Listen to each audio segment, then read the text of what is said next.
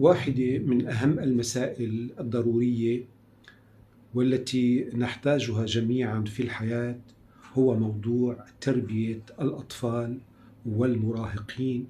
وأقول وأنا أرفع من المستوى إلى عمر 30 عام، الناس بحاجة إلى توجيه وإلى إرشاد وإلى عملية تربية مستمرة. وهذا الموضوع يتم تناوله بكثرة لدى الكثير من الناس من الأخصائيين وغير الأخصائيين، ووسائل التواصل الاجتماعي تقدم الكثير من المواضيع حول موضوع التربية، وهذا يزيد تعقيد المسألة ويزيد حجم المعلومات، ولا يمكن للناس الآباء والأمهات أن يدركوا أي من المعلومات أفضل من المعلومات الأخرى، فالمعلومات أصبحت كثيرة. في هذا الفيديو وفي الفيديوهات اللاحقة سوف أوضح أصول العملية التربوية للأطفال والمراهقين والراشدين حتى عام 30 عام. تابع معي هذه السلسلة صديقي العزيز حتى النهاية، وخصوصا هذا الفيديو أرجو منك أن تتابعه حتى النهاية. أنا أنتظر منكم أصدقائي الأعزاء أن أسمع تعليقاتكم على مدى رغبتكم في أن أتوسع في سلسلة التربية الحديثة للأطفال، أم أكتفي بفيديو أو 2 أو 3 حول ذلك الموضوع. أنتظر تعليقاتكم حتى أباشر بعمل يستفيد منه الجميع ويلقى صدى أيضا واهتمام من قبل الغالبية. إذن صديقي العزيز، كما قلت هناك حجم كبير من المعلومات حول موضوع التربية، فكيف تستطيع أن تستفيد من تلك المعلومات؟ ما أقدم في هذا الفيديو هو عبارة عن ملخص بسيط عن التربية الحديثة المبنية على كيفية تحقيق رفاهية وازدهار الأطفال وجعلهم أذكياء ومستقلين في حياتهم، ويمتلكون القدرات الجيدة والمهارات التي تساعدهم على عيش حياة جيدة. الفكرة الأساسية تعتمد على عدسة التطور، بمعنى أن هناك علم يعرف بعلم نفس مثلا الطفولة التطوري، من خلاله نفهم ماذا يحتاج الطفل في كل سنة من سنوات الحياة، ونقدم له ما يحتاجه تماما. ويكون هنا يوجد تركيز كبير على الأهمية المطلقة للمعرفة والمعلومات التي يجب أن نقوم بها كآباء وأمهات تجاه أطفالنا بالاستفادة من عدسة التطور للطفولة والمراهقة وحتى سن الرشد وحتى عام 30 من العمر. ماذا يحتاج الأطفال؟ يحتاج الأطفال أصدقائي وصديقاتي إلى بيوت مستقرة، بيوت آمنة، وكذلك يحتاج الأطفال إلى اللعب، كما أنهم يحتاجون إلى حدود واضحة يعيشون من خلالها. الفكرة البسيطة من موضوع التربية يعتمد بالدرجة الأولى على المصداقية والموضوعية من قبل الآباء والأمهات، وأن يكونوا قدوة حسنة لأبنائهم، وأن يبدأوا بعملية التعلم. كل ما سوف أعرضه في هذه الحلقة البسيطة وفي الحلقات القادمة حسب رغبتكم إذا رغبتم بالاستمرار، تقوم على أن يقوم الآباء والأمهات بالتعلم بالدرجة الأولى كي يستطيعوا تربية أطفالهم. نلاحظ الكثير من الآباء والأمهات معرفتهم قليلة جدا في موضوع التربية، أو يعتمدون على وسائل التواصل الاجتماعي أو كلمة من هنا أو كلمة من هناك، بمعنى أنه لا يوجد منهج علمي أو منهج متكامل لموضوع التربية. ما أقوله الآن بالدرجة الأولى، تعتمد تربية الأطفال بالدرجة الأولى على كيفية إدارة دماغ الطفل في المراحل الأولى، كي يستطيع لاحقا الطفل من إدارة دماغه.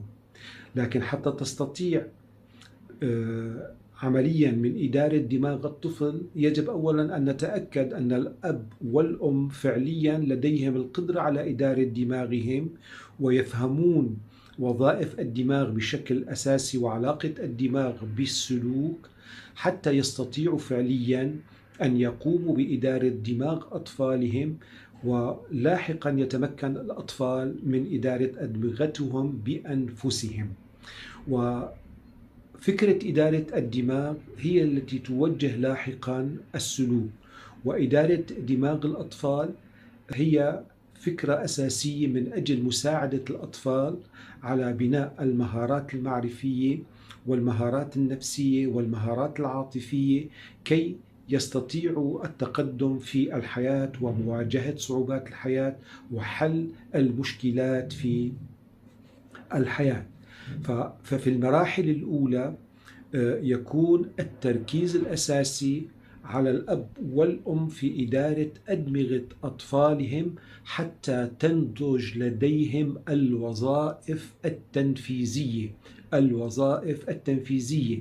وهذا هو جوهر التربية، إدارة دماغ الطفل حتى تنضج وظائفه التنفيذية، ثم نقوم بتعليمه تلك الوظائف التنفيذية والمتمثلة بموضوع أولا الإرادة، ثم التخطيط، ثم العمل الهادف، ورابعا الأداء الفعال. وضمن الوظائف التنفيذية يوجد مجموعة أيضا من المهارات والوظائف التي يمكن أن نتعلمها نحن ككبار، ومن ثم نعلم الأطفال عليها حتى يصبحوا مستقلين ومزدهرين ويوظفوها في حياتهم ويديرون سلوكهم. وعندما نقوم بتعريف الوظائف التنفيذية، نقول بشكل مبسط أنها القدرة على إدارة السلوك بشكل فعال لخدمة الذات. ببساطة، كيف أفعل ما أفعله حتى أحقق خدمة لذاتي ولاحقا خدمة للآخرين وبشكل هادف. فعندما يتعلم الكبار فهم الوظائف التنفيذية المتمثلة كما قلت بالإرادة والتخطيط والعمل الهادف، الأداء الفعال، وتعليم الأطفال تلك الوظائف، ستصبح الوظائف التنفيذية هي بمثابة الإدارة أو الوظائف التي توجه لاحقا الوظائف المعرفية أو القدرات المعرفية للأطفال، والقدرات العاطفية، والقدرات السلوكية، وقدرات حل المشكلات واتخاذ القرار. فإذا موضوع إدارة الدماغ وتعليم الوظائف التنفيذية هو المفتاح في كل عملية التربية التي يجب أن تكون مبنية على منهج يستطيع من خلاله الآباء والأمهات التقدم في تربية أطفالهم، وأيضا يستطيع المعلمون الاستفادة من مفهوم الوظائف التنفيذية. وحقيقة مفهوم الوظائف التنفيذية له مهام كبيرة ومهام يعني يمكن من خلالها حل الكثير من المشكلات عند الأطفال وعند المراهقين وعند البالغين. كل ما أود أن أشير إليه في هذا الفيديو البسيط أن التربية تعتمد بالدرجة الأولى على إدارة دماغ الأطفال من قبل الراشدين البالغين، يعني الآباء والأمهات والمعلمين، حتى يستطيع الأطفال لاحقا إدارة أدمغتهم. والفكرة الأساسية تقوم حول موضوع الوظائف التنفيذية المتمثلة بالإرادة والتخطيط والعمل الهادف والأداء الفعال.